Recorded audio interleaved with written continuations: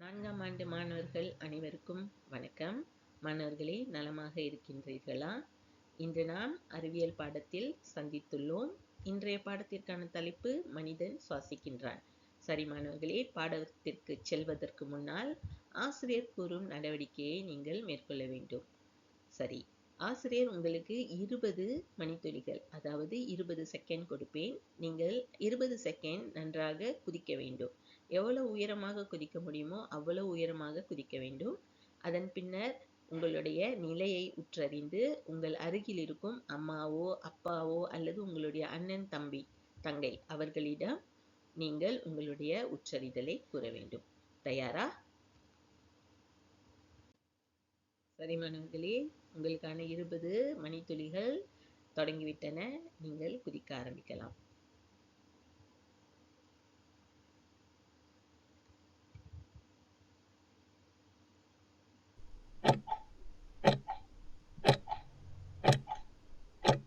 Okay, stop.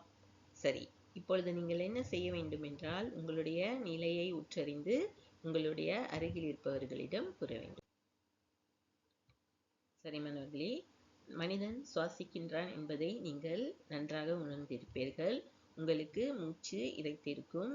ஏன் மூச்சு இரைத்ததென்றால் நீங்கள் அதிகமான உயிர் வலியை பயன்படுத்தியதால் அந்த உயிர் வலியை மீண்டும் உங்கள் உடலுக்குள், உங்கள் நுரையீரலுக்குள் கொண்டு செல்வதற்காக நீங்கள் அதிகமாக சுவாசித்தீர்கள்.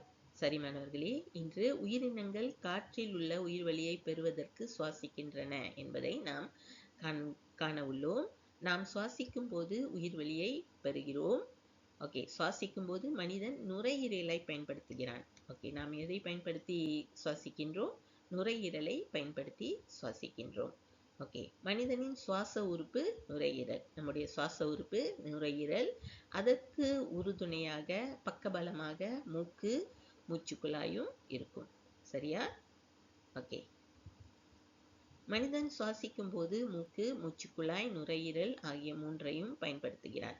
சரி, நாம் சுவாசிக்கும் பொழுது மூக்கை பயன்படுத்துகிறோம். மூக்கின் வழியாக காற்று உள்ளே மூச்சுக்குழாய் வழியாக நுழைந்து நுரையீரலை அடைகின்றது.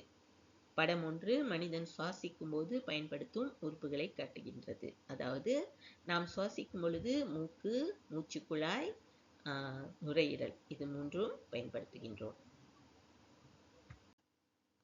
சரி மாணவர்களே, தொடர்ந்து நாம் மூச்சை சுவாசிக்கும் பொழுது, அதாவது காற்றை சுவாசிக்கும் பொழுது காற்று எந்த பாதை வழியாக செல்கிறது என்பதை காண உள்ளோம். அதை நாம் சுவாச பாதை என்று கூறுகின்றோம். முதலில் மூச்சை உள்ளே இழுக்கும் பொழுது, அப்படி மூச்சை உள்ளே இழுக்கும் பொழுது மூக்கின் வழியாக காற்று உள்ளே நுழைந்து மூச்சுக்குழாய் வழியாக சென்று நுரையீரலை சென்றடைகின்றது. சரியா மாணவர்களே? மூக்கின் வழியாக காற்று உள்ளே நுழைந்து நம்முடைய மூச்சுக்குழாய் இங்கே இருக்கும். மூச்சுக்குழாய் வழியாக சென்று இரண்டு பக்கமும் உள்ள நுரையீரலை சென்று அடையும். அப்படி நாம் மூச்சை உள்ளே இழுக்கும் பொழுது அதில் அதிகமான உயிர்வலி காணப்படும். சரியா மாணவர்களே? நாம் மூச்சை உள்ளே இழுக்கும் பொழுது அதிகமான உயிர்வலி காணப்படும். உயிர்வலியே நாம் சுவாசிப்பதற்கு காரணமாக உள்ளது. சரியா மாணவர்களே? சரி மாணவர்களே, இப்பொழுது மூச்சை வெளியிடும் பொழுது ஏற்படும் சுவாச பாதையை காண உள்ளோம். மூச்சை வெளியிடுகின்றோம். சரி, மூச்சை வெளியிடுதல், அதன் சுவாச பாதை நுரையீரல், மூக்கு, மூச்சுக்குழாய், மூக்கு. மீண்டும் கூறுகின்றேன், நுரையீரல், மூச்சுக்குழாய், மூக்கு. காற்று எங்கு வெளியாகுதுன்னா நுரையீரல்ல இருந்து மூச்சுக்குழாய் வழியா வந்து மூக்கின் வழியாக வெளியாகின்றது. சரியா மாணவர்களே? அப்படி வெளியாகும் பொழுது நாம் உயிர் வலியை உடலில் இருக்கும் இடத்திற்கெல்லாம் அனுப்பிவிட்டு வெளியாகுவது கரிவலியாக இருக்கும். ஆக வெளிவரும் பொழுது அந்த காற்றில் அதிகமான கரிவலி இருக்கும். சரியா மாணவர்களே? மூச்சை உள்ளே இழுக்கும் பொழுது அதிகமான உயிர் வலி இருக்கும். மூச்சை வெளியிடும் பொழுது அதிகமான கரிவலி இருக்கும். சரியா? தொடர்ந்து இப்பொழுது நாம் மூச்சை உள்ளே இழுக்கும் பொழுது என்ன நடக்கின்றது? நம்முடைய நுரையீரலில் என்ன நடக்கின்றது? உங்களுடைய நுரையீரல் இரண்டு பக்கமும் இருக்கும். இடது பக்கமும் வலப்பக்கமும் இருபக்க நுரையீரல் இருக்கும். அங்கு வளிம மாற்றம், அதாவது உள்ளே செல்லக்கூடிய அதிகமான உயிர் வலியை உடலில் இருக்கும் அனைத்து பாகங்களுக்கும் அனுப்பிவிட்டு கரிவலியை வெளியேற்றுகின்றது. சரி, யார் இந்த வேலையை செய்யறாங்கன்னு பார்ப்போம். நுரையீரல் உள்ளே சென்ற உயிர்வலி இரத்த நாளத்திற்கு செல்கிறது.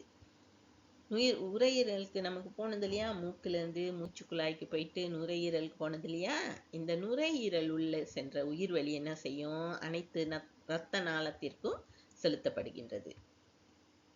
ஓகே, இரத்தத்தில் உயிர்வலி கலந்து மூளைக்கும் மற்ற பாகத்திற்கும் செல்கிறது. ஓகே, இரத்த நாளத்திற்குள்ளே நுழையக்கூடிய உயிர்வலி என்ன செய்யும், மூளைக்கும் மற்ற பாகத்துக்கும். ஏன்னா ரத்தம் தான் நம்ம உடல்ல இருக்கக்கூடிய அனைத்து பாகங்களுக்கும் செல்கிறது இல்லையா. அப்பொழுது என்ன செய்யும், அந்த ரத்தம் இந்த உயிர்வலியோட கலந்து எல்லா பாகத்துக்கும் எல்லாத்துக்கும் கொடுத்துட்டு வெளியாகும் பொழுது அதிக அளவிலான கரிவலியை வெளியாக்கும். இரத்தத்தில் உயிர்வலி கலந்து மூளைக்கும் மற்ற பாகத்திற்கும் செல்லும். ஓகே, அப்ப யார் எடுத்துட்டு போறானா, ரத்தம் தான் என்ன செய்யுது, உயிர்வலிய எல்லா உடல் பாகங்களுக்கும் எடுத்து செல்லுது. ஓகே, கரிவலி மீண்டும் நுரையீரலிலிருந்து சுவாச குழாய் வழியாக வெளியேற்றப்படுகிறது. ஓகே, திரும்ப எல்லாம் ரத்தம் வழியா போயிட்டு வந்துட்டு திரும்ப கரிவலி எங்க வரும், அந்த ரத்தத்துல இருந்து சுத்தி திரும்ப வந்து எங்க வரும்னா நம்மளுடைய நுரையீரலுக்கு மீண்டும் வரும். ஸோ நுரையீரல் என்ன செய்யும், மீண்டும் சுவாச குழாய் வழியாக அந்த கரிவலியை வெளியாக்குகிறது. சரியா மாணவர்களே? சரி மாணவர்களே, நம்ம பார்த்தோம் இல்லையா, சுவாசிக்கிறோம், காற்றை உள்ள இழுக்கிறோம், பிறகு காற்றை வெளியேற்றுறோம். காற்றை உள்ள இழுக்கும் பொழுது மூக்கு, மூச்சுக்குழாய், நுரையீரல்ல போய் சேருது. நுரையீரல்ல இருந்து இரத்த நாளத்துக்கு அந்த காற்று அனுப்பப்படுது. அதிகமான உயிர் வலியை கொன்ற காற்று இரத்த நாளத்திற்கு அனுப்பப்படுகிறது.